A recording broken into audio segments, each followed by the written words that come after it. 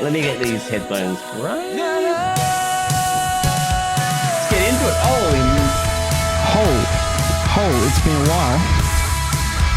It's been a while. It feels so good to talk into real microphones, so.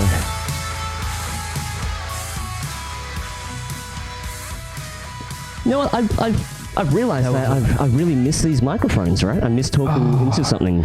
I couldn't do the Skype. I mean, I did the Skype. We can do the Skype, but I didn't feel it.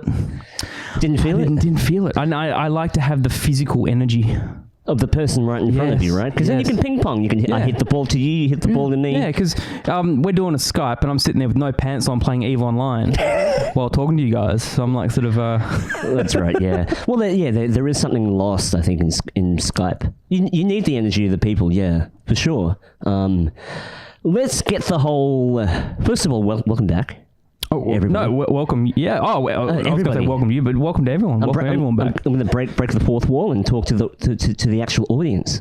I hope everyone's been well. Let's get it out of the way. Let's get the Rona shit out of the way. No, we weren't going to say the word. No. Okay. But let's sum it up. I'm not going to act like it's over. It's not really over. But in the 1 or 2 months in self-isolation.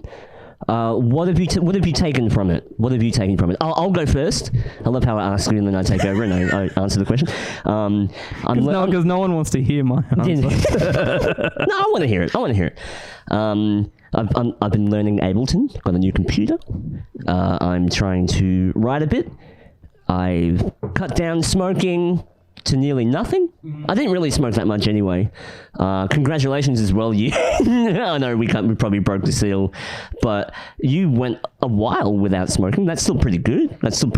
So you're making an attempt to change it. Yeah, so that's good. Yeah, that's good. Well, yeah, that's good because that's like the first time you've tried to. No. So seriously cut down? No. That's probably like the third, fourth time. Okay. But, it is almost like a golden rule. Like, it never happens the first time. It takes a while. It's like a practice thing. Well, in my view, if you just cut it down a bit, that's good enough. It's still better than never, ever trying, right?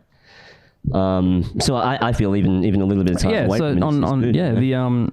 I was able to actually cut down heaps. Well, I pretty much stopped. Okay. With assistance from some Pfizer company. Okay. You're on the medication stuff. Yeah. Okay. Well, I took that. I actually took myself off it. Okay. A choice. I mean, I've been on it before. The doctors said it was like an antidepressant type thing. It does change your brain chemistry. I've had it before, and I knew the effects of what happens. And I made that conscious decision. I got to a point where, okay, I know what's going to happen now. I know if I go off it, it starts having, sort of not withdrawals type thing, but I was able to, so I went probably about 3-4 weeks off the drug while also not smoking. And I was quite good. I was, yeah. Did you notice a difference at all? Any improvement in either sleep or energy? The first thing that I found was I had way more energy throughout the day. The one thing that just kicked up that just made me feel so fucking good is I could smell like bakeries from down the fucking road. Yeah. Just the smells, the aromas, everything just kicked in so much, like an over heightened sense of smell. I was it was incredible. Yeah. And you forget what you don't smell, right? Yeah. Your taste. What about your taste? Yeah. Well, my taste buds have always been pretty shit, but yeah. Same thing. Just heightened there. But then again, well, if we want to go into the Rona isolation, I mean, I think you and I have been in completely different boats when it's come to this isolation. You were... How so? Well, you had a lot of time off work. You had a lot of time to yourself, a lot of time to sort of focus on other things and all that, where I've been working this whole time. Like basically nothing has changed in my life in the last couple of months. That's right. Everything's the same. You've kept working throughout the whole thing. Which definitely made the whole quitting really tough, because especially I'm in the environment where, having a durry, having a smoke and stuff is almost normal for me at the time, and trying to literally continue what I'm doing. If I was in complete isolation like you were, and quitting, I'd probably be a lot stronger about it. But I found it a lot harder, and that's why in the last couple of weeks, it just, on top of a lot of other shit that's been going on, some people, I won't name them, but I deal with a few people through association that just drive me nuts. That sometimes I just don't want. Sometimes I just want to leave their presence and go have a cigarette, so I don't have to listen to some of the things that they say. Well, that's the one thing that I found so hard about cutting back is it's funny how if you're not doing much, it's kind of easy, right? But when you are busy, when you're stressed out, like especially when you're at work and the cigarettes will, like, they kind of punctuate the day. Like they give breaks throughout the day. So if you're kind of having a shitty time, you kind of look forward in your mind. You're like, cool, I get 10 minutes where I can fuck off. Don't have to listen to any of this shit and just have a cigarette. Yeah. And I find that's what's really addictive is the ritual of leaving somewhere and going, see ya, and I'm not here, I'm not accountable for the next 5 to 10 minutes, and just leaving. That's one of the things that. Well, the really one hard. thing they say when it comes to quitting is, you break routines. So things that you would normally be doing while you're smoking or normally doing, you sort of try and cut that out. But I haven't been able to cut that out because a lot of the routine is based around work, and when I'm stuck in work doing the same shit, I'm like, it's hard to cut it out. Yeah. And then not having you around has been really good for me because things are less stressful. Things are less stressful when you're not around. But I will say the drinking as well. Yeah. I cut down so much on drinking. Yeah, same here. Before you used to go to the fucking over the road for a beer all the time, but now like I said, I bought this bottle of whiskey about 2-3 weeks ago, and I've only had like 2 glasses out of it. I still got a bottle of Tia Maria there, and I haven't finished it. And some people would think that's fucking crazy, but yeah. Yeah.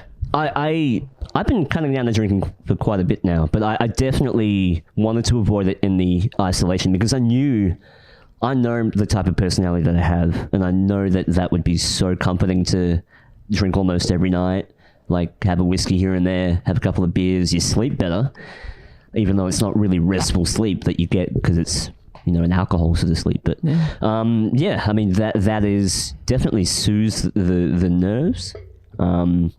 It's the great medicator of society. Well, I think a lot of I want to think that I don't want to think, but I kind of think that a lot of people would be not becoming more alcoholic, but definitely really sort of going into almost heavy drinking because of certain situations, whether they've lost their job or they're even more stressed out regarding old Rona.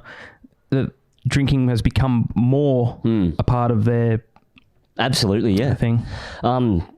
You look at the fallout of what's happening around us. Like 30% increase in antidepressant prescriptions in America. Okay. Honestly, I don't want to talk statistics. I don't. I know. Let's not. I just wanted to drop that because it's still relevant. I think we can run from it all we want, but it's definitely what's kind of on everyone's minds. But you're right. Let's positive energy. Yeah. So I've been getting back into my PC gaming. Okay. Which I don't consider it gaming. The game that I play is far from a game. It is a Second Life. That's not the name of the game. There isn't actually a game called Second Life. I know. Yeah. I'm not playing the game a Second Life. I'm playing a game that is kind of like a Second Life. Okay. Literally, not similar game. I just mean the idea of the game. Ladies and gentlemen, Johnny plays EVE Online. Yes, I am an EVE pilot. Okay. I call myself. I did an Instagram post. You guys the other day. take yourself way too seriously. I said my post, which actually got retweeted by EVE Online and CCP Games. I wrote, "I am not a PC gamer. I am a capsuleer." Wow. Because if anyone is familiar with that game, they'll know that the depth, the complexity, the agony, the stress, the metagaming of this game is through the roof. Definitely, yeah. So through the roof. That's one of the things I've always respected about EVE Online. And for those that don't know, EVE Online is a space MMO. So it's a multiplayer game. And it's kind of space sci-fi themed. Yeah. It's I would say it's really strategy and economics based. Oh, yes. More than what people would imagine, which is like running around shooting people. It's not that sort of game. It's really about strategy. Well, there is some of that involved. There is that. It's internet spaceships. Yeah. With it's the classic joke about it is it's pretty much spreadsheets online. Yeah. It's just Microsoft Excel with a cool UI. I've often joked about Eve as like playing Eve is like kind of doing your taxes, which is funny. But no, I think a lot of people don't appreciate how social, how complex a lot of these games are, and I think that's one of the things that often goes overlooked about these massive online games is. Not only how complex it is, but just how many people play it and how many people interact, how many people live a second life. The community around EVE Online is probably what drives the game, what keeps the game going. I mean, it celebrated its 17th birthday just the other week. What makes it's, you get I think there's how many, at every time, roughly there's 50,000 people logged in on a single server. And it's not like these multiple servers where you can join a different server. It's all running off a single server, a military-grade server located in London. So everything that happens in the game all happens to every single person at the same time. And the community behind it, what makes it good for me, what I love about it is the people that I play with, the people that I actually engage with, the people I talk with, the people I get to know, both on a game level and on a real life, an RL level, as we call it. So in the midst of everything that's been going on, I've been able to communicate and talk with people all around the world and sort of get an insight of how everyone else is doing and dealing with the same shit. And these are real people. These are people from all over the globe, right? You've got people from all the way from people stationed in Iraq to people in America and Europe, all over the place, right? Every single place. All sorts of people as well. It's not just teenage dudes. No. Well, that's it's a whole range of people, right? This game is not for kids. This game is not for kids. Yeah, okay, yeah. Well, they wouldn't even understand how to play it, really. Yeah. But no, these games are fucking phenomenal. And I think it's so interesting, with everything that's been happening, the gaming community, the podcasting community, the digital community in general has just thrived. Yes. They just kept on going, all this, the streamers, Twitch streamers that pretty much make a living off what they stream. Oh, yeah. They've pretty much remained pretty untouched by all this, in the way of being able to push out content. Yeah. Now is the best time to put out content. Yeah. Well, I mean, I will say I was a couple days away from starting my own OnlyFans account. Because I needed to get away from work. I'm like, what can I do to get away from work that I can stay at home and do shit? I'm like, well, I'll start my own OnlyFans account. Okay. Yeah? Well, okay. Let's look at this for a while. Why not? What? What's stopping me from starting? There's nothing stopping you from OnlyFans. Okay. So what value tiers would you have, and what would you do? What would you do? Oh, I don't know how it works. You don't know how it works? I don't know how it works. I figured I'd just take some photos of my sexy body and sell them to people. Okay. Isn't that how it works? I'm down with that. You want some? You want some? I wouldn't mind some. Well, if you're offering. If anyone's listening wants some of my sexy photos. I wonder what because let's face it, you've got to be a hot bitch to be on OnlyFans, right? Well, no. Are there dudes thriving on that shit? I think so. Yeah. Or maybe I'm breaking into a niche market. I think, the fans thing means you kind of got to have a media footprint already, right? You have to kind of be, not popular, but you have to kind of be known, right? Yeah, but you can't body shame me. I ain't body shaming you. I might be a plus size male compared to these Magic Mike dudes with no necks, but I'm comfortable with my body Yeah, man. enough that I could take a nice selfie. Hey, if you want to go on, or I ain't judging you if you want to go on OnlyFans. Well, no, yeah, exactly. I'd like to know what the process is about actually putting content up, bro. Well, I'll let you know. Yeah, okay. I'll send you some stuff to Cool. Yeah. some feedback. What's the other thing that people use? Venmo? Venmo is another one, right? What's that? Venmo is a thing where you can literally pay someone straight up. You can just transfer money to like the new Instagram donations button. So this is the thing. So as you're saying, a lot of the online community is thriving, and you look at a lot of what is happening on social medias. So for example, the Instagram, where you can now put a direct donations link. You can even put an Uber Eats delivery, which means you can send someone Uber Eats through the Instagram app. What the hell? Yeah. Thoughts be crazy. You know? They got OnlyFans. They got people buying them food on Instagram. Shit, the new generations doesn't have to go outside ever. Don't have to leave the house. Yeah. Never have to leave the house. Yeah, It's fucking crazy. Mm-hmm. I wish I was a hot girl. Wait, is that weird to say? No. I think that's a bit unfair. You wouldn't Why do you have to be a hot girl? That's it. That's right. Body shaming. That's very shallow, right? Yeah, it's very shallow. So I was kind of wrong in saying that, but why do I think that? I think it's the desire to just be completely opposite to what you are, right? I think it's just, I want to, what's it like, What's it like? I wouldn't imagine it would be any better. Being super attractive and but I mean, this is the thing. I think about it and think, well, being a chick and being able to have a choice of so many different types of shoes. Think about it, right? Okay. The amount, and I get a bit sort of envious about the amount of different, when it comes to fashion, the amount of different shoes, the amount of clothing, the amount of accessories, everything that girls have access to is crazy. What stress does that have on you to choose which pair of shoes you want? Or is that why they have hundreds of shoes? Because they just have to have them all because they can't. There's too much to choose from. There's actually a lot of categories of shoe, right? In comparison, right? But why is there more? Why is there a greater selection of stuff for girls than it is for guys? Why don't guys have so much variety?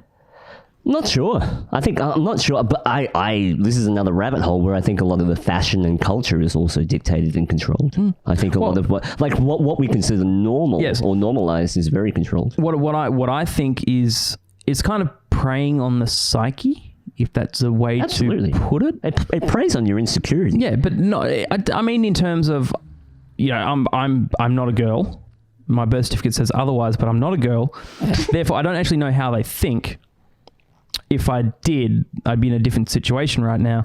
But I feel that there is a different a mindset, a different perspective when it comes to these deciding what to wear, for example. And these companies, these industries are able to prey on that and just provide so much more. Or is it not so much preying? It's just that's a female nature, the human nature, that they have so much, that they need so much to choose from, that they, the variety and all. Yeah. I don't know, man. I really do think that's all culture created. I really do think there probably isn't that huge a difference between the two. And I think that's mainly a societal kind of illusion. But what I mean is more, how does a guy like myself feel comfortable wearing the same outfit for the last 5 years, yet a girl needs to change her outfit 3 times a day? Yeah. I don't know. I'm not. Yeah. We've just lost all of our female listeners. No. Sorry, girls. I'm really sorry. No, I don't think it's wrong to think that. I think it's a very interesting thing because I've often pondered that as well. What would it be like? Would it be any different, really? Do we just have different styles of the same problem, just in different areas? I think guys maybe have that sort of choice that girls have with the shoes and all that stuff. Maybe guys feel it with different things. Yeah, I was going to say exactly that. It's just the same sort of thing, but maybe placed somewhere else. Say, if we're going to go down this rabbit hole, if you want to call it a rabbit hole, I remember back to a Dr. Phil episode good old Dr. Phil. And there was a lady on there. I don't know, like a lady. She was kind of older. I'm not going to say a girl, like a lady, a woman, which we probably should have been saying the whole time. A woman, a female, was complaining that her husband hadn't proposed to her. Well, not her husband, like her fiance, her boyfriend, whatever, hadn't proposed to her. And she was getting all upset, like, no, why hasn't he proposed to me, and all this sort of stuff. And Dr. Phil was explaining how women have a biological timer when it comes to marriage, kids, all that sort of stuff. And he said that men have a financial clock, like a financial time. You know, like a guy won't settle down and get married until sort of he knows that he can do it. Like if he's financially set up and he's, you know, can actually sustain all of that stuff. Whereas a woman is biologically sort of set that it's that time she needs to have kids and stuff. And you know, apparently the guy was saying, well, that's why he hadn't proposed, because he didn't feel like he was financially stable enough to support being married and having kids and stuff. And I think she threw him to the curb, like, fuck that bitch. That happens a lot, man. Yeah. I know a lot of friends, like, they kind of split from their relationships because one person or the other, not necessarily the guy or the girl, but one person wanted children, or one person had this idea of the result of the relationship and what they were focused on, and it was completely different from the other person. Yeah. Oh, that's happened to me in the past, yeah. I think it's happened to a lot of people, yeah, for sure. That's one of the hardest things, like being on the same page, let alone, like, I can't even pull myself together, let alone. I mean, but for me, it's, you know, people have asked me, like, why am I single? And it's the same shit. Like, I don't feel ready. Maybe I'm closed off to it. A lot of people say that maybe I'm actually closing myself off from it. But I feel like the same thing. Like, I don't feel like I pity the person that has to deal with me as a boyfriend. You know what I mean? So, like, I'm doing everyone a fucking favor by being single for a while. Yeah. But everyone sees it as like, what's wrong? Yeah. Are you sad? Everything okay? And I'm like, I'm fucking fine. I've been the happiest I've ever been. Yeah, I've been the more most happier because you don't have to deal with anyone else. I know, and I don't want to sound selfish, but it's true, because I can just look, if I want to, there's areas that I'm not that confident on, or like, especially financially. I thought you were going to say in the bedroom. But in the bedroom too. In the bedroom too. That's a major problem. Little D, they call me. Yeah. But, you know, like, why is that the thing that you got to do? Like, I'm happy now, and I feel like it'll enter my life when it's kind of ready to.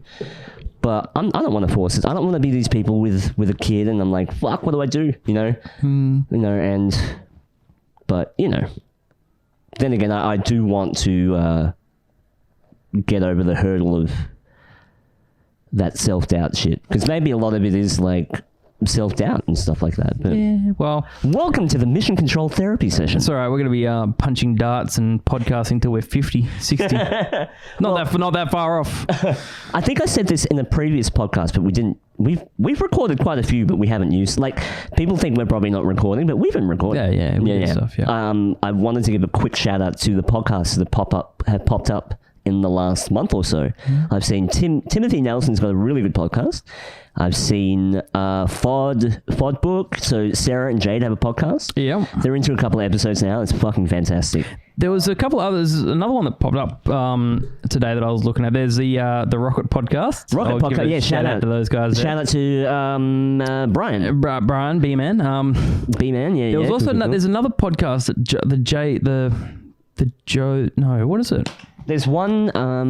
We are so bad. This is why we don't get invited to these community stuff, because we just we're really bad at. No, we're bad at the. Look, I'll be honest, right?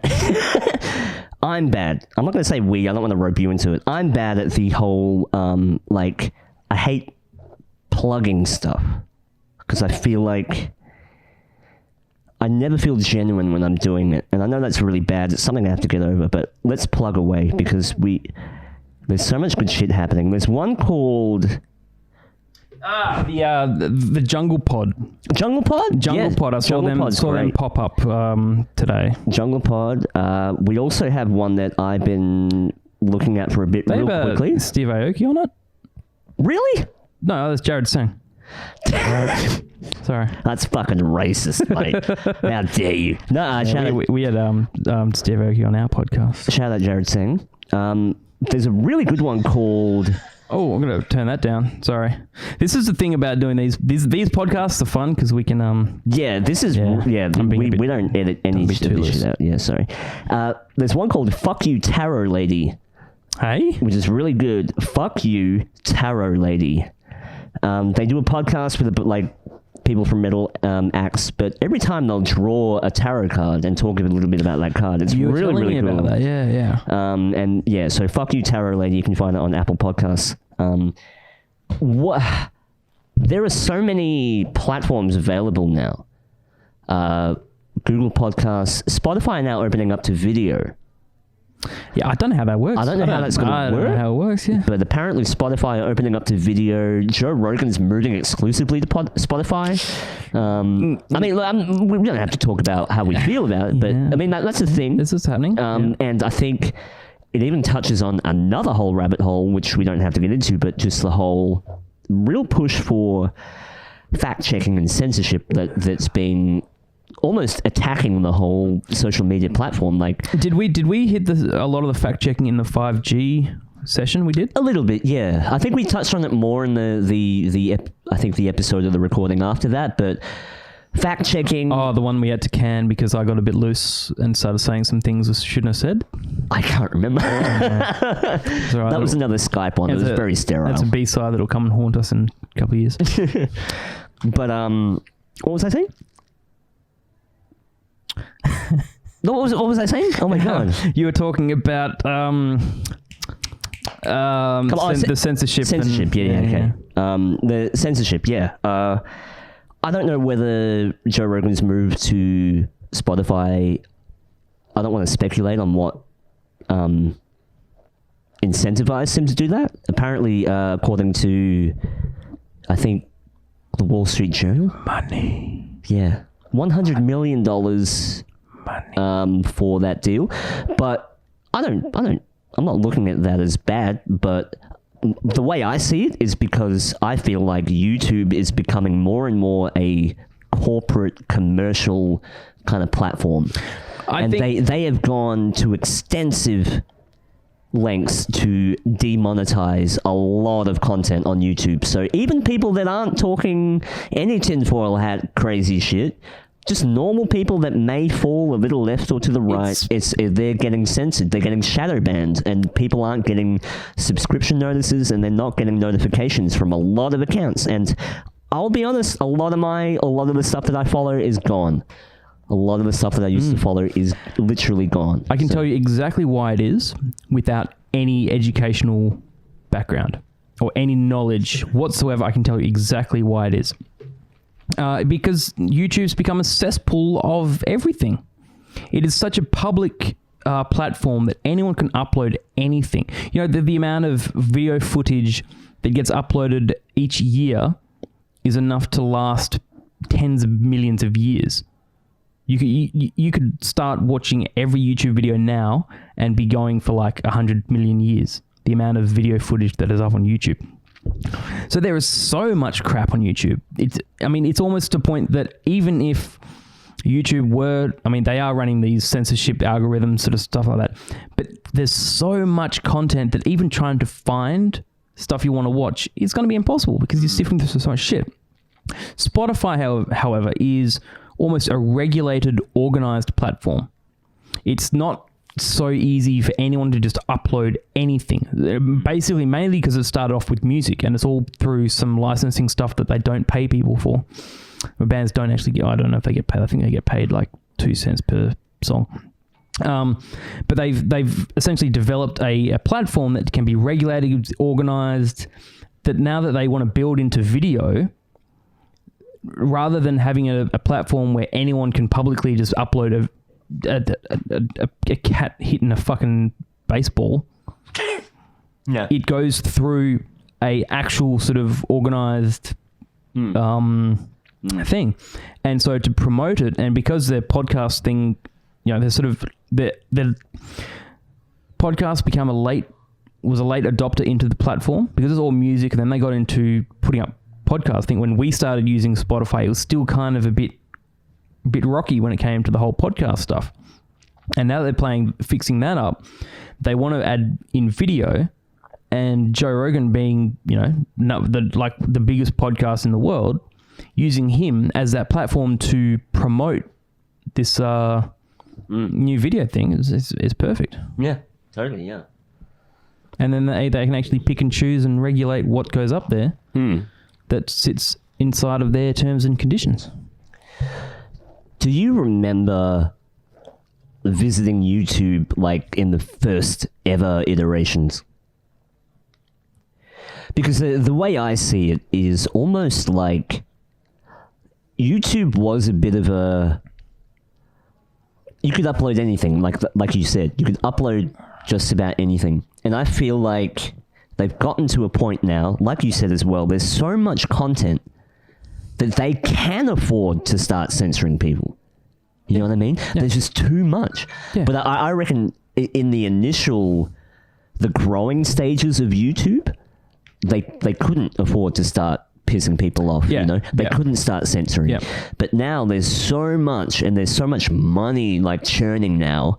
It's like circulating. It's like an industry now of its own.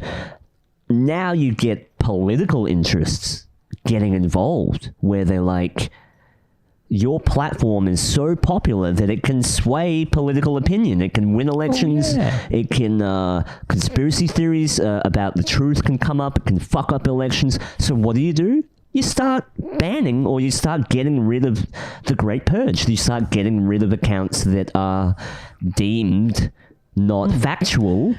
And then you can actually, because you can, now you can actually...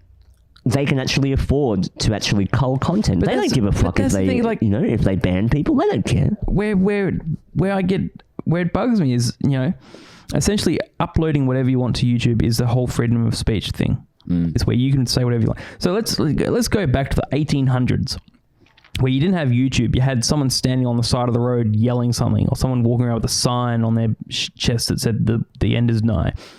That alone could sway political outcomes. Someone yelling, someone spreading a rumor in a bar, in a saloon, in the Wild West could sway an election.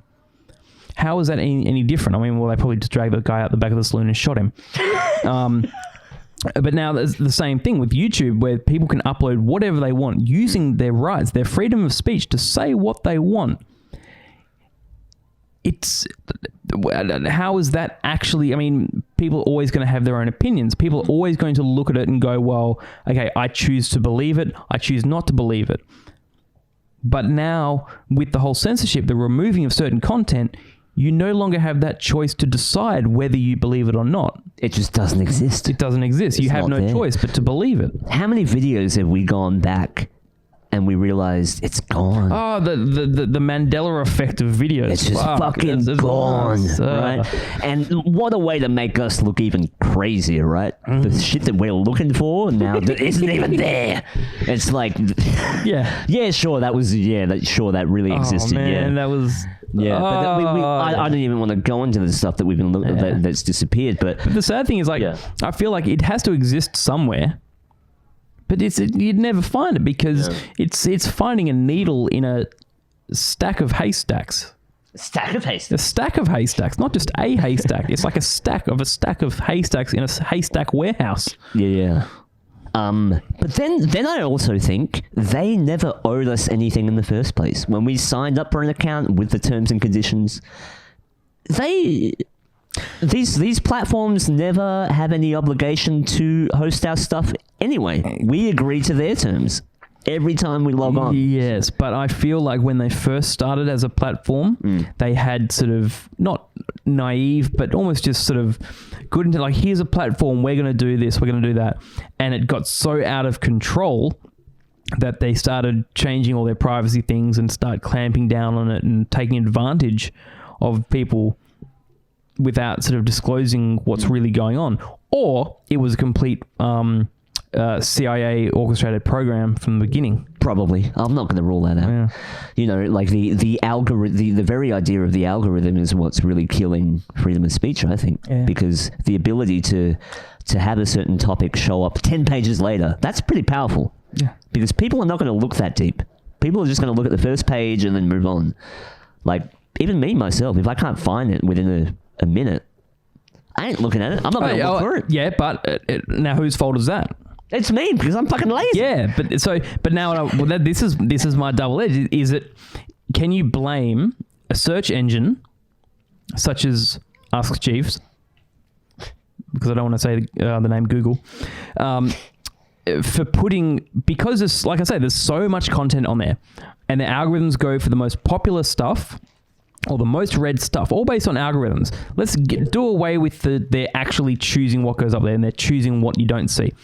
Just based on the pure traffic of a web page, they show the most popular sites. And it's up to you to go to page 10 to find it. And if you don't go to page 10, you can't turn around and blame them for not providing what you wanted to see on the first page, because obviously you're probably looking for something that isn't popular. No, I get that. Yeah. And it goes back to what I just said. Like, we're still using that platform. It does not have any obligation to give us objective information. Never did have that obligation. So we agreed to that. But if you're fucking Google, and you're literally omitting results that have a certain keyword, that is full-blown censorship, which they were called out for doing. You remember that? Right. I mean, no, I'm just saying. All I'm saying is that there's a difference between putting something on page 10, and I'm just bringing up the idea, the fact refusing to actually publish it. On any of the pages. Google have omitted a lot of search terms. Yeah. A lot of search terms. Probably search terms that you don't want to be looking up in the first place because they're fucking horrific. Yeah. But hey, but I mean, I don't want to dwell onto this, but if I can no longer look up a video of Nazi Germany to appreciate the history of it, and what happened,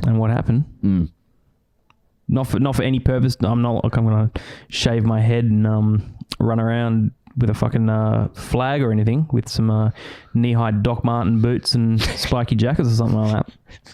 But merely to... are you describing a goth? You mean a gothic person, right? Merely just to acknowledge the history of what actually happened. You can't do that. Hey, eventually... I can't say that. That's going to get me you can't do banned. You can't I can't talk about the Holocaust. How dare you think for yourself? No, I was going to mention the Holocaust, and I probably shouldn't. If you remove all evidence of it ever happening, did it actually happen? Not only that, but you can't tell when it's repeating itself. You can't tell when history is repeating. Okay. But basically what I wanted to say. How did we get onto that? I don't know. So shout out to those podcasts. Shout out to those podcasts. It's fucking awesome seeing people give it, like, do it. That's brings a smile to my face. Brings a tear to my eye. This is where I wanted to go. Okay. No, hang on. I'll tell you. I'll tell my story later. My fun story. But so we were talking earlier before we started recording how in everything that's been going on in the last couple of months, I think at the start of it, when it all kicked off, I think when we did the last kind of studio podcast here, we were talking about how, shit's going to change. Or, like when this is over, everything's going to be so different. We're going to come out with a new perspective, a different sort of outlook and stuff. And then here we are back in the studio punching darts and drinking beer and talking on the podcast like nothing has changed. What I wanted to find out is... Are we going to do anything to actually try and change stuff? Or are we just going to keep going along? This is also a question for the community, our listeners as well. Should we just keep doing, or do we need to mix it up? Should we change the color of the lights? Should we what guests should we get? What do people want to hear? Who do we want to hear? What do we want to do? I really feel like I may have touched on this on the previous episode, but we cut it out, so we might. Okay, we'll cut this bit out. No. But I feel like we are more ourselves than ever. I feel anyway. Yeah. So, I think the best thing is we haven't changed. Exactly. If anything, I'm just a more confident version of what I was trying to be. Yeah. Which is trying to. I think literally. How long have we been doing this? 8 years? 6, 7. 6, 7 years? 2011. 2011. That's fucking 9 years. 9 years? Can't be 9 years. No. 2012? No, I think it was 2011/2012. Oh my goodness. Holy shit. But it's taken almost that long to really talk without a filter and to really have no walls between my brain and what I say. Yeah, I think my comfort zone is knowing that no one's listening. Well, that's what I put in my mind. I put in my mind that no one's listening. Therefore, I will say what I'm thinking. And I think that's probably the benefit. And that's always, I think, what we've always tried to achieve with the podcast is just being able to be open and say whatever. And that's the thing that I do not... Sorry to go off. That's a thing that I don't want to ever go away, no matter what we do. I don't care if we have 5 listeners or whatever. I don't care if we never have guests again. Like, this was never one sort of thing. Well, when we do have guests, we're going to have to strip search them at the door. Okay. Give them a COVID test. Make them wear gloves and masks. Yep. And sit on the other side of the kitchen. Sit on the other side. Over there, yeah. Over there. Yep. Behind a glass screen. Behind a glass door. Yeah. Yeah, behind, in a little bubble, right? In a little bubble, yeah. Right next to Jeff. Jeff! Hey! Yeah, Jeff. What time? Jeff will look after Jeff's him. given me the, what time? What are we, half an hour? I don't know. That's a good thing. That's what I like about these podcasts. Oh, no. We can make it as long as we want. We can make it as long as we want. This is completely uncensored. Because I just spilled a drink on my pants. Oh, you fucking... okay, really quickly as well, shout out Henhouse. Rob Nassif has been doing a lot of Zoom catch-ups with musicians, which is really cool. Oh, Zoom. Oh, okay. Zoom, yeah. I don't want to say anything about Zoom, but okay. Well, the fact that some dude murdered his dad live on Zoom.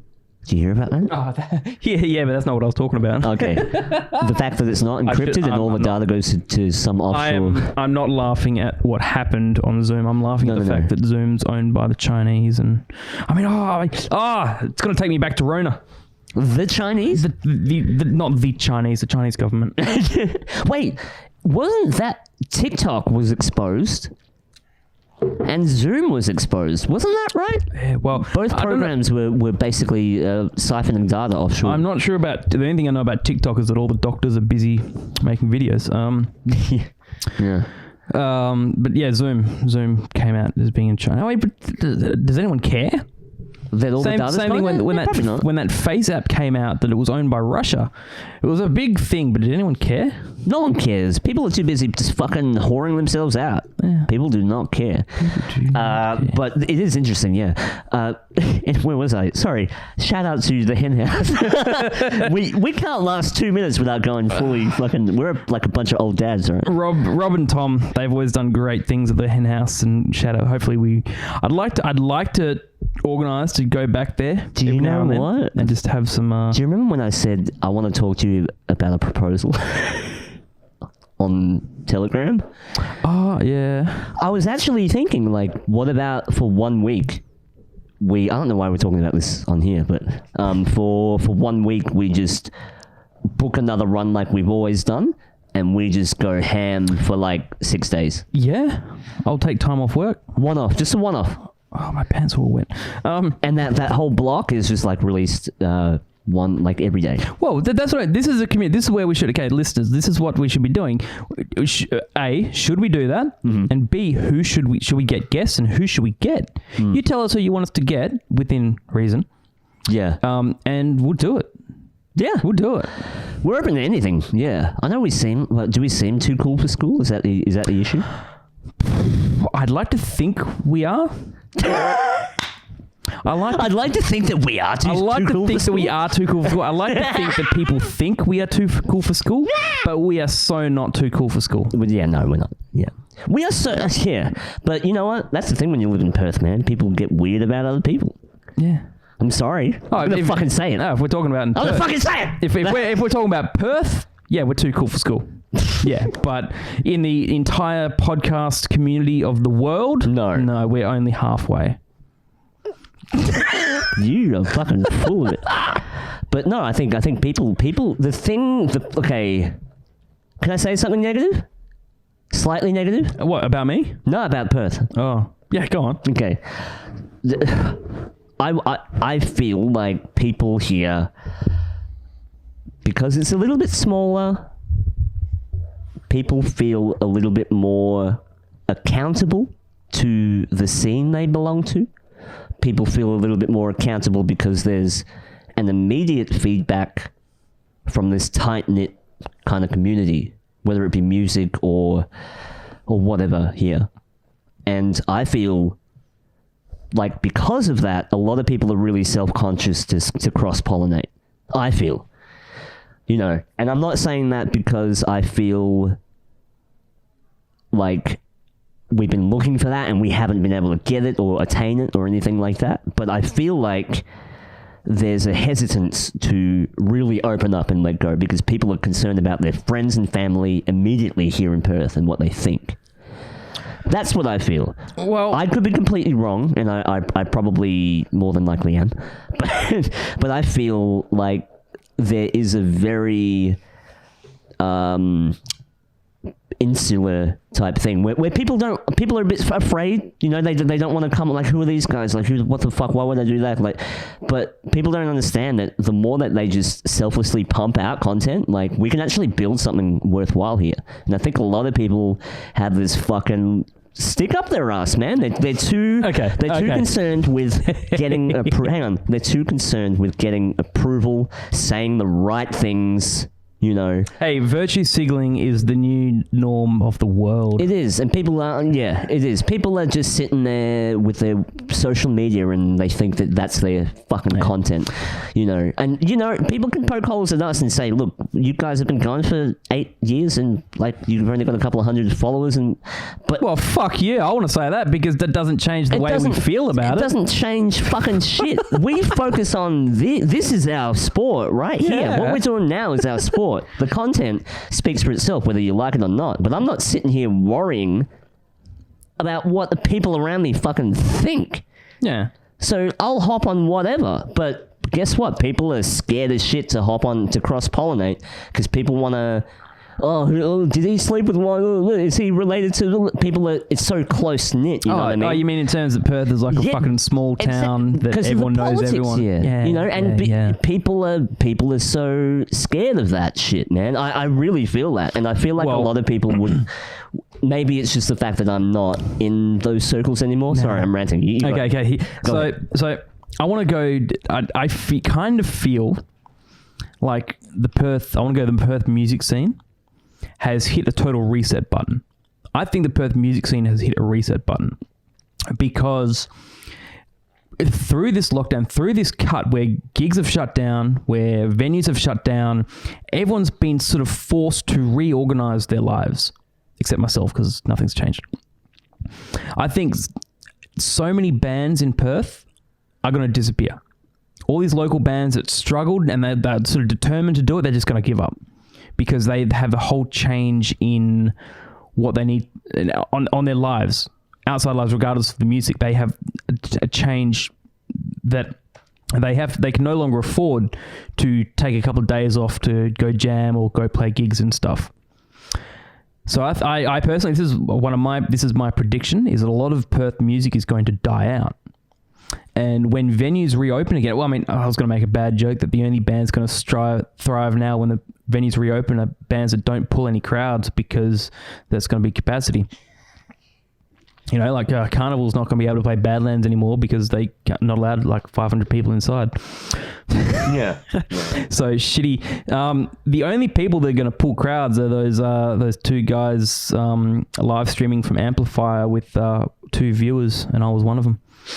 That's the new thing. I've seen other people like doing. I mean, I'm not going to bag on you for doing a live stream DJ set, but what I mean is, people are almost resorting to that. Now, I've seen there's been a few clubs around Perth that they've allowed people in to do sets that are getting live streamed, which is kind of good. It's sort of promoting that thing. But when it comes to reopening these venues and allowing these crowds back in, it's not going to be full pump.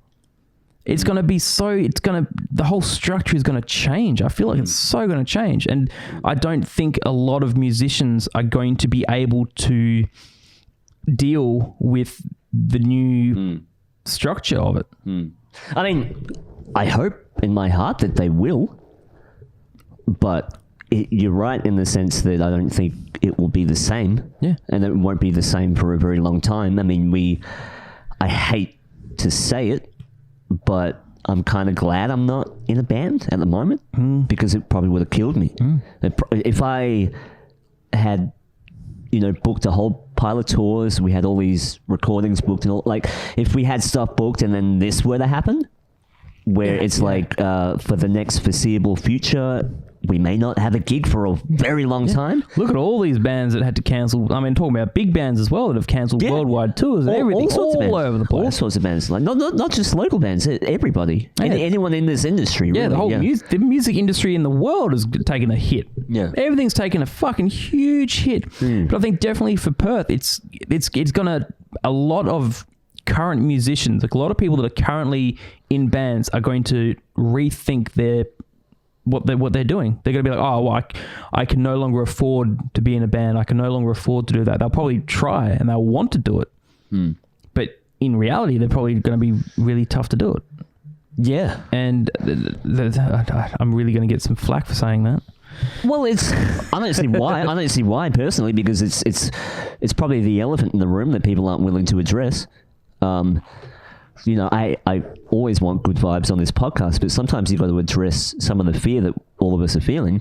I'm definitely not saying that I want that to happen. I'm just saying that that's what I see is potentially going to happen. Yeah. And same here. I don't. Some people are not going to be able to weather the storm. I think a lot of people are going to maybe put it on hold. I mean, other artists are going, twice as hard, putting more content out, trying to push more things. So it's not everybody, it's not everybody. But it is certain, like, okay, so someone doing a DJ set on social media works fucking killer. That works because that platform is almost awesome for that. Like the way you did yours, that you can have it, you set up the way you want, you were able to actually get the good audio and stuff out of it. Awesome. Are live bands really going to be able to do that? That's where I feel it's going to be super tough, like a full band. Yeah, with the full sound. Yeah. I mean, I suppose some of them out. I watched that live stream from that UK band. What are they called?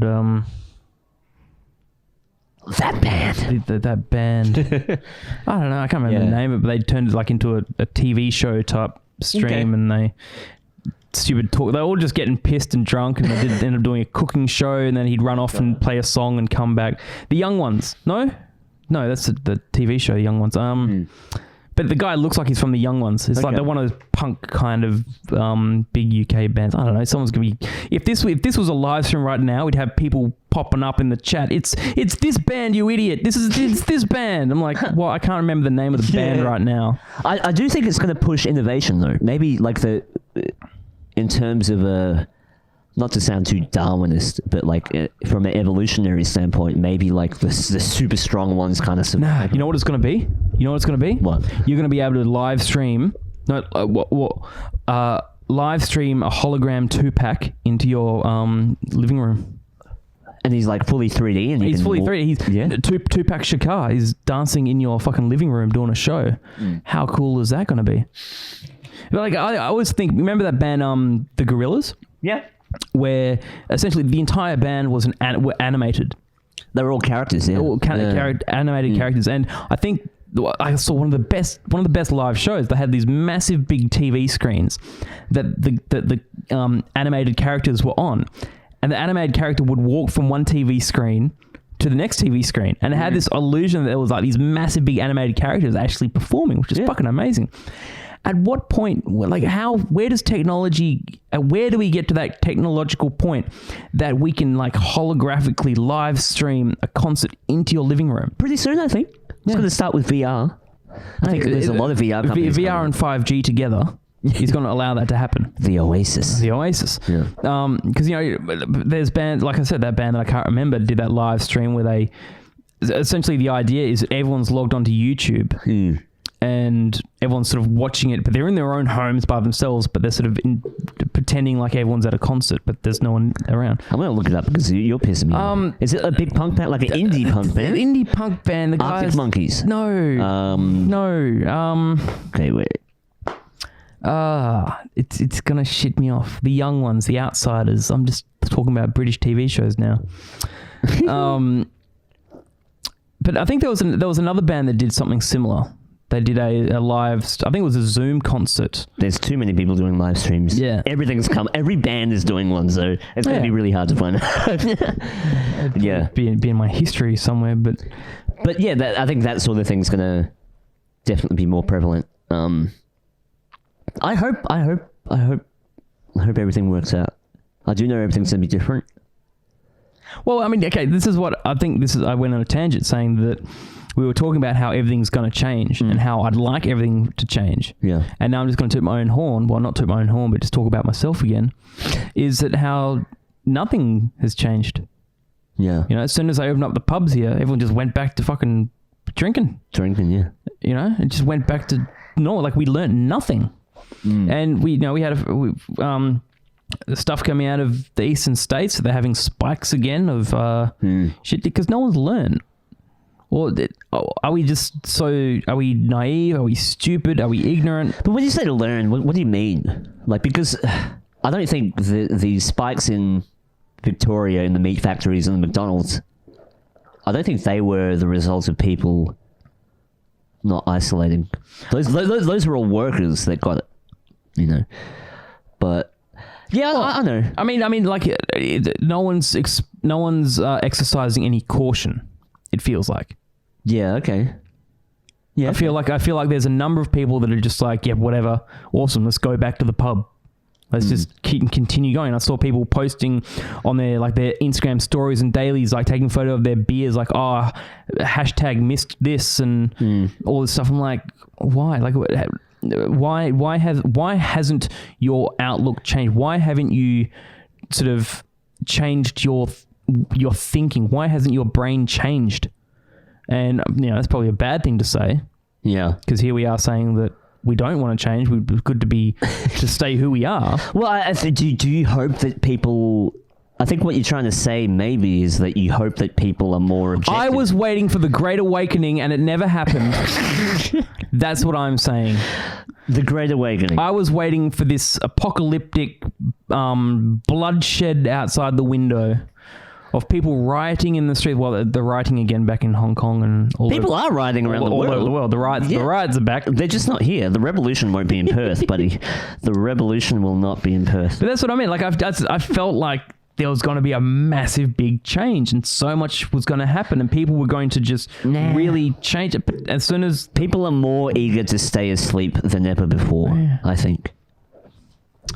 We've got a lot of work on our hands. And having said that, I'm going to pour another shot. I really can't think. I mean, I'm going back into my my day trade. That's something I got into earlier. I was trying to day trading.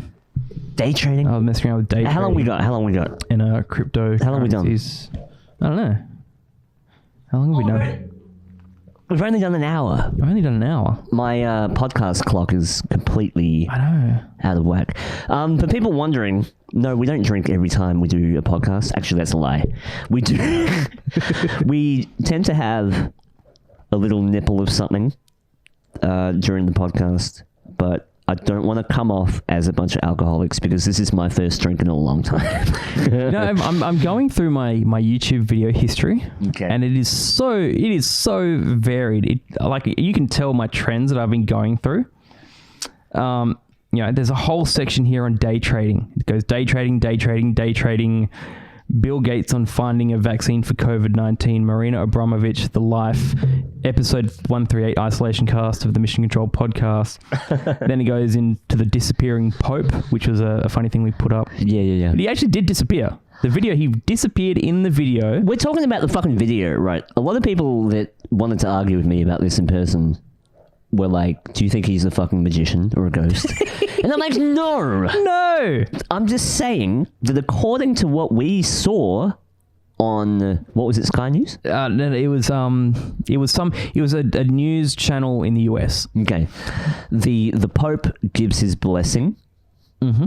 He turns around. Maybe we'll throw it up in post. We'll throw it up in post as I'm talking right now. So if you have the video, you can see it. The Pope gives a blessing. He turns around. Like, okay, let me start again. I'm sorry. The Pope does a blessing from the window of the Vatican. The Vatican.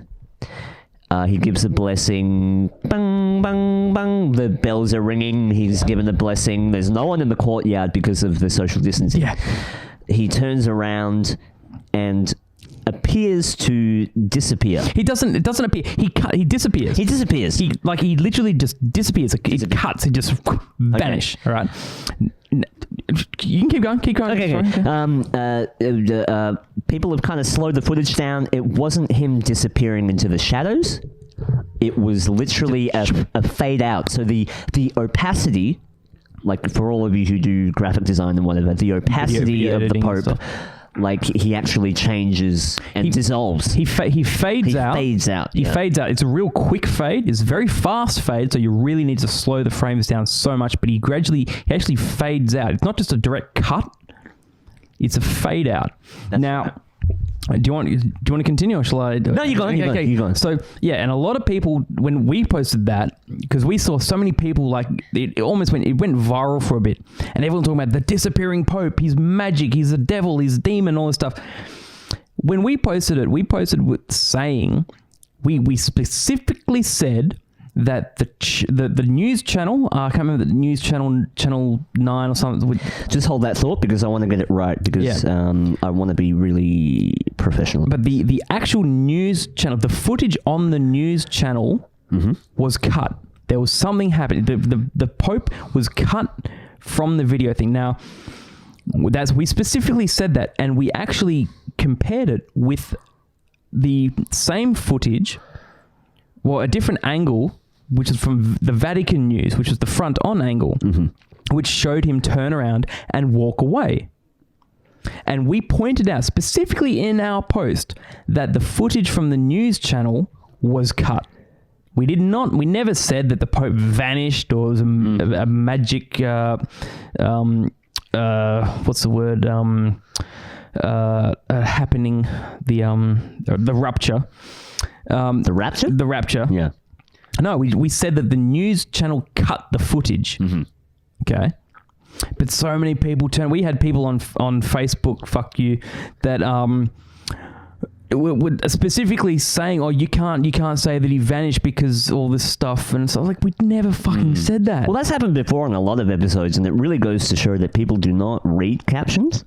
They don't read captions. They don't watch the video. They see the headline and they just go off and hey, you know what? Fucking idiots. I'm guilty of that, and I think also coupled with the idea that people, once you have built up that image that maybe you can touch on some conspiracy stuff, they think that everything you're putting out is like just like full on, we believe in this conspiracy. Yeah. Even if you're trying to remain central about the issue or the topic, they go, you're a conspiracy podcast, you must mean this. Yeah. And they take the words out of your mouth and they misconstrue it. Yeah. What we actually were trying to say is to confirm that News Channel 3, which is a CBS affiliate, aired the video of him disappearing, and the Vatican News showed an angle where he turns in a different direction. It just walked. No, it's the same direction. Same direction? It's the same video. Remember, the one we found was from a different blessing. Different blessing. Okay, yeah. So all we're saying And this happened as well with the green folder. Yes, I was going to talk about the green folder. Yeah. Or the red folder. Which one was it? Well, the red folder that turned green. Oh. I mean, so Rishi Sunak, where his folder changes from red to green, and this was on Sky News. Was it a live footage? I don't think it was live. No. It was a broadcast after. Yeah. On the news, on the news broadcast that was put on a public channel, he walked out of the building with a red folder, walked behind a car, behind a pole, and came out with a green folder. Mm-hmm. And you could zoom in on the green folder, and the logo that was on it was kind of blurred. Like someone in the digital editing department of that news thing changed the color of the folder. Mm-hmm. There was a deliberate edit in the footage. And all we said with the Pope stuff was kind of the same thing, that there was an edit. There was an edit in the footage. Now, some people did point out that it was a possible like a glitch in the feed, like whether the video's got to go up to a satellite or relay off a tower. There could be a glitch in it. Fair enough. That is good. Like, I'm glad that people will point out something like that that allows us to relook at it and go, okay, that's a possibility. But it does not change the fact that there was a cut in the footage. But then people turning around and saying, oh, you're trying to say that he vanished like a fucking magic thing. No, you fucking tool. Fuck off. It's so fucking true. You can't even point out an anomaly without people going, so you think that the moon's made of cheese? Is that what you think? It's so stupid. Like, you can't even show a photo of like an unidentified object in the sky, and people go, so you believe in aliens? Are you a fucking tinfoil hat? And it's like, can I not show something that's strange to you? You fucking moron. So yeah, when we show these anomalies on our socials, we're more like going, what do you think? This is kind of weird. Just we never pointed out something that wasn't obvious. No, and we never claimed to know what it is. So we're not talking conspiracy theory. We are critically thinking facts. Certain people. So anyway, shall I continue on my sure, go on. My feed? So then I go into Robert Kennedy Jr. talking about Bill Gates's vaccine, and so apparently there's politicians in Italy that want to hold Bill Gates on trial for crimes against humanity. Not to mention India have a lawsuit against him because he's sterilized thousands of people. Bill Gates is fucked. I mean, regardless of whether he did it or not, his reputation is fucked. Regardless of what side you're on, if you like Bill Gates or not, his reputation is forever tarnished. And the fact that he's still trying to be a philanthropist and sell the world a vaccine is fucking hilarious. It's hilarious. It's comedy, and I am having a great time watching people argue over this dumb cunt. Okay. And now, before I get into my wrestling thing, because I got into a good wrestling phase in my I had my 1 week of isolation. I got back into wrestling. What, like professional? Yeah, WWE wrestling. Okay. Yeah. But before that, there's a 1 hour, 43 minute, 41 second video of Donald Trump's press briefing. So you're one of the few people that actually watched the actual press briefing. You don't rely on CNN's 2 seconds. Okay, I wanted to avoid this conversation, and we are going to avoid it, but you're going to skim over. No, I'm going to get fucking into it now. No, I'm going to get into it now. No, you're going to skim over. Okay, so I've said at the start of the podcast that I have certain associates around work that drive me fucking nuts with some of the things they say. Yeah. So I want to say that some of the people that I deal with suffer from TDS. No one knows what TDS is because no one cares. The Trump deranged syndrome. Yeah.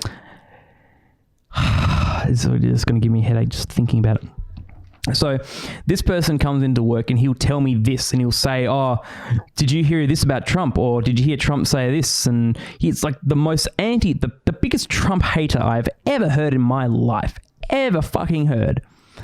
Fair enough. Okay, people can hate Trump. Fair enough. You can hate whatever, you can do whatever. I'm not going to immediately say that I'm a Trump supporter, but if I had to pick between Trump and the other people, I'm a Trump supporter. Okay. But when someone comes out and says that oh, Trump said this. Did you hear Trump say that? And I mean, I won't say exactly. I can't say exactly what he said because he said many things. And I asked this person, oh, so where'd you hear that from? And he goes, oh, CNN. I'm like, oh.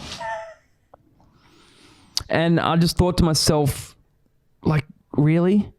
I just thought to myself, you just listened to a CNN headline, and now you're coming out and saying all this shit about Trump. I'm like, okay. So what I did, when I got home, I pulled up the entire almost 2-hour press briefing, and I watched the entire thing from start to finish. And I've got a few of them. The entire press briefing from start to finish. People are going to think I'm fucking nuts for watching a Donald Trump press briefing.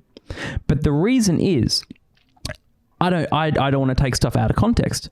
I don't want to hear some mainstream media cut clip that says this and then tries to say all this shit about this one thing he said and cut it out of context.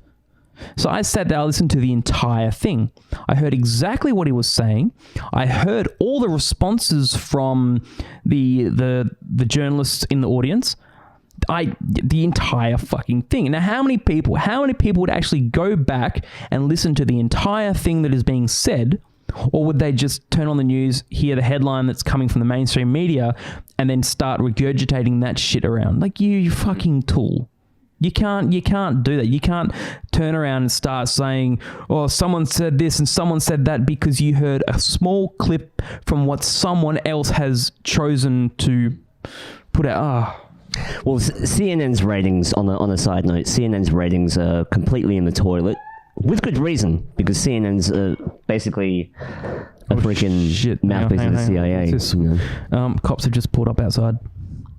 They actually have. The cops have just pulled up outside because I was talking about Trump.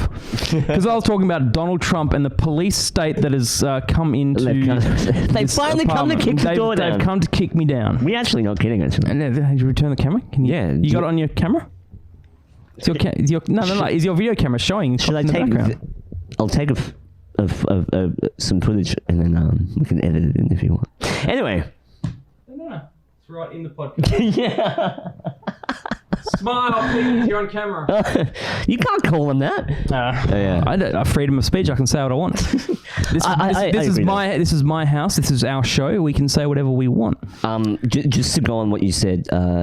Yeah, and I think it's fine. Do your own research, I think, is the moral of the story. Yes. Do never rely on any conspiracy video, any podcast, any news network to tell you what you should be looking into. Mm-hmm. I think once you gain a sense of that independent drive to go, I'm going to look into this on my own. Yes. Without this noise of someone going, what are you looking at that for? What are you crazy? Without that, once you just allow yourself, without self-judgment, without judgment of others, to just look into something and let yourself just kind of wander free, I think that is what we need more of. And we do need more people objectively looking into information. Don't just... We try to verify everything here. Right? Yeah. That's one thing that's a habit that we're trying to cultivate. Yeah. If we say it, we're trying to verify it as well. And I think one thing that we've always tried to say, and like I said, like I got a bit sort of frustrated when I was having a conversation with someone today, that we're not a conspiracy theory podcast. We're not conspiracy theorists. No, we are critical thinkers. And I think there's a strong message in just saying that, critical thinking. We're not taking like a theory and running and promoting this and yelling it from the tops, like, oh, police state 5G, Corona's going to get you. No, we don't say. We look at aspects. We look at all sides of a story. We analyze certain parts and sort of think, well, this is possible, that's possible. It's all quantum mechanics. Yeah, it's all variables. It's all variables. It's all variables in a big giant machine. And we take our fundamental human right of being able to choose what we believe, what we think. And the reason, I guess, that there's this current climate, especially with our podcast, of just kind of cutting loose on these theories, is that we really feel like the freedom to say what you want is really being jeopardized at the moment. It's really being jeopardized. Yeah. And speaking of freedoms... hang on. Keep talking. Yeah. That's good. I thought you were going to get up and give me a hug or something. No, I was getting excited. I thought to pull someone over. Should we get them on the podcast? Shall we interview them? Hang on. No. Should we live stream from the podcast while we're doing a podcast? Talk about a police day while the cops are... I'm going to take a photo and let's not incriminate too many people. The wonders of podcasting in the city. Yeah, so basically keep critical thinking, keep thinking for yourself. Please do not worry about being called crazy.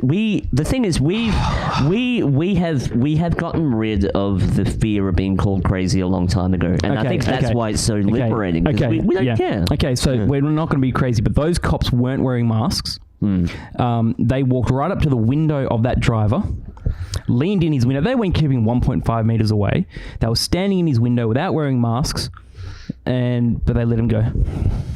He drove off. They didn't slam him to the ground and stick a needle in him. I find that interesting. Okay. So, I wanted to try and avoid some of this shit, but I want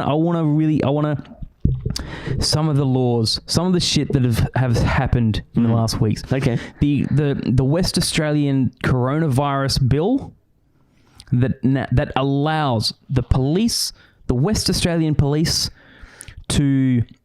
Oh, where's it? We had the article. We'll try and get the article on there. Yeah, the article, yeah. That allows the police to detain people, to strip search them down, including their underwear, and actually give them a vaccine. Force a vaccine on them. That is written in the WA police bill, the coronavirus bill. We'll throw that up, and we'll throw a caption. That's a fucking law. Like the cops can legally stop you, detain you, strip you down naked, and stick a needle in you. Do you know what's even more scary? There are fuckwits out there that agree with that. That's even more scary. Guess what? You ain't my friend if you agree with that. Well, I mean, on top of the fucking Snake Dutton, his law that he's trying to sneak in that allows the cops to question kids as young as 14 years old without a lawyer present and able to remove lawyers from interviews. I mean, some people argue, yes, some 14-year-old kids need to fucking be that sort of shit. But what are we coming to? Where is this coming from? And like we said, when this virus thing is over, are they going to take away that law that allows cops to strip search you naked and stick a needle in you? Are they going to get rid of it? No, probably not. Not even that. Would anyone even notice? Probably not. Would anyone even notice that being there? Probably not. No. Or would they even ask if that law's been redacted? But everyone has known Peter Dutton is a fucking snake from the beginning. But there's alarming footage we said in the last podcast about I think it was Victoria, where something like a dozen cops are walking away with a baby stroller. Oh, yeah. I'd like to get the context of that video. Maybe we'll throw that up as well. But just some insane stuff. And it seems like cops are immune to the coronavirus, right? None of them are wearing masks. They're handling people. But then, come on, I argued against. I talked about that, and I said, well, it's possible that cops were getting tested early. Cops were being told they were getting tested early, and they're kind of getting corona pay in a way. Like they're getting a pay rise because they're in a risk environment and all sort of shit. So I think there's probably some reason that allows them to not have to wear masks and not follow the laws that they enforce. Who polices the police? Not only that, fact checks the fact checkers. Well, yeah, exactly. It's not only that, but it's a slippery slope, is what I'm saying. Who are you going to trust those tests as well? Where do those tests come from? The test that has been known to be giving false positives. Like, come on, man. Okay, all right. Okay, enough of that. Let's end on positive. Let's end on my. Okay, so I want to tell you a story. What happened the other day. It was fucking great. Okay. I kind of feel like you've probably noticed this as well. Do I feel a bit sort of like almost like on edge? Like I'm a bit sort of Not really. I almost feel jittery. I'm like that every day.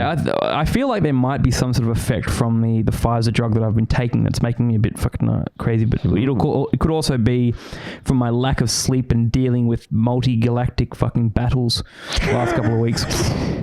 But the other day, I went and did my shopping, and I went over to the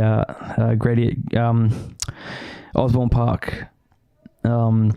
And I was walking through the shopping, and I had my AirPods on, and I'm listening to Sam Tripoli, Tinfoil Hat podcast with Eddie Bravo. That was fucking so funny.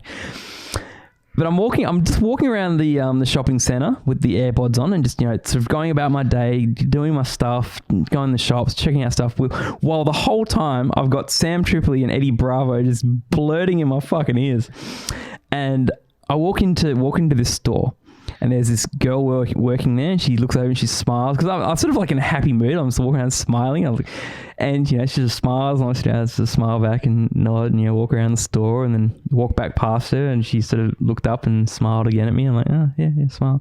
The whole time I'm hearing Eddie Bravo and Sam Tripoli talking about which who gets better dick, and Anderson Cooper or the other guy.